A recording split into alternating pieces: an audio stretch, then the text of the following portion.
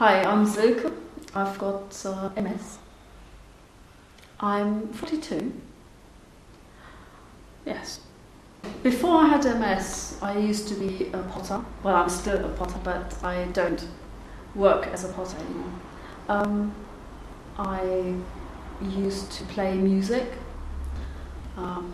flute, guitar, recorder. But I led a fairly inactive life. Yeah, but with a diagnosis, things changed. I had a relapse that only lasted for 3 weeks. It affected my balance and my hands, but after 3 weeks it was gone, back to normal. I had quite a few years without any more relapses. But when I then decided to have a daughter, I had a daughter, and half a year after she was born, I had a major relapse, which didn't go away. I lost the feeling in my hands. I had tingling over the whole body. I lost the feeling around the trunk area and in the feet. But after a few years, I would say it came back to almost normal, apart from the hands. I lost the feeling in my hands for good. I learned again to, do the everyday tasks like cooking, peeling vegetables and shoving them in the cooker, but not my job. I couldn't do my job anymore. That was in 2000, summer 2000. When I lost my feeling in my hands in 2000, in the summer of 2000, I had to more or less give up my job because a potter needs his hands to create. And a person that plays music needs hands that are willing, and no, the music was not worth listening to. So, yeah, I was living in Wiltshire, in a small village, in a lovely little house with a garden, in a nice community, very supportive. But the garden, I didn't have energy for that. I was pleased to have enough energy to look after my baby daughter. And that was it. Pretty bad. It had, it affected me really, really badly. I lost all will to live. Maybe not. I did cope because I'm a fighter, really. It needs to go on. I just looked for other things to do instead of pots. I became a school governor because I'm very much a people's person. I like working with people. And I wanted to do something good for the community as well. I also did, what did I do? Yes. I looked for other people with MS and started a young people's group in Salisbury to find other people who are in the same boat.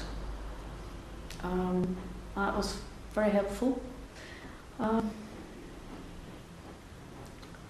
Yeah, and I tried to get a bit more active, because I soon learned that if you don't use it, you lose it. and I just had to get going and do something. The obvious, you go to the physio where your doctor sends you to, and a normal physio hasn't really got a clue. It needs to be a neurophysicist, and it took me a while until I found a place where to go that knew. And then I tried exercises. So I went to Market Lavington, which offered a course in Qigong, and I had to go, and somehow I got stuck there. I'm still there, and I try not to miss a single lesson most of the times. If I go, I feel better afterwards, so it's worth sticking with it. The treatments for MS that I've tried so far are beta interferons, immunosuppressants, basically. There are different drugs that deliver that, and different drugs that doctors are prepared to give to you. So I got beta interferon in Avonex, which is intramuscular, once a week. It has horrendous side effects. You feel very low for 2 days after you inject it yourself. Because it does get better after a year or two with doing it, but you get very depressed and very, I didn't enjoy being on it, but it promised that it reduced the severity of relapses by 30%, and also the amount of relapses you'd have in a year would come right down. Well, I was very well on the drug, because in 10 years I didn't really have any relapses. So the drug delivered, but the side effect, being depressed, is such a negative feeling that I really wanted to get away with it. So I tried a different one, which is subcontagiously or something like that, for 3 times a week, which was doing the same sort of thing, but was depressing me. And I tried it for 1 year. No, and then the consultant said you can go on to the next level and go on to Tysabri, which is administered with a drip once a month. And that's what I'm doing at the moment. Since then, it has, I would say, completely eradicated my fatigue. Because the fatigue was one of the worst side effects, actually. That just suddenly, and that's very, very suddenly, that's it. You go, you think, I'm going to the shop.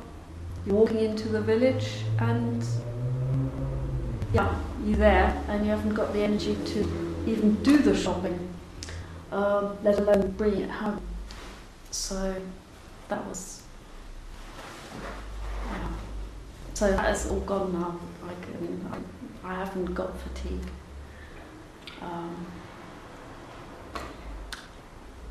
But the drug is constantly. I'm on it since a year now, and I'm waiting for the review. Qigong has helped me in a way that I'm very relaxed when I come back from it. Not like other exercise things I've gone to, where you come home and you're finished and you can't do anything for the next half day. It actually gives you energy, and it gives me energy, and I feel very good. I would say it has a very big effect on the MS because with all the exercises, you focus on coordination and balance, and because you're doing it for a certain length of time, the same exercise, it's sort of, it's very, it gives your body, I don't know,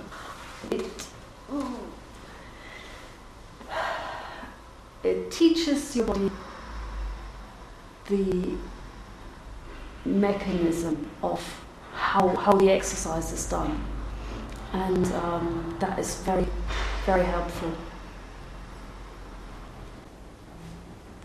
because I'm not happy with a feeling or something. I want to see, so I had an MRI scan, and for me that is evidence, and I want to see how my brain has changed in the last year. Hopefully, yeah,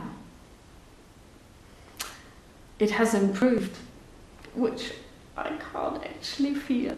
I can't say that I feel that much better, that I can't really.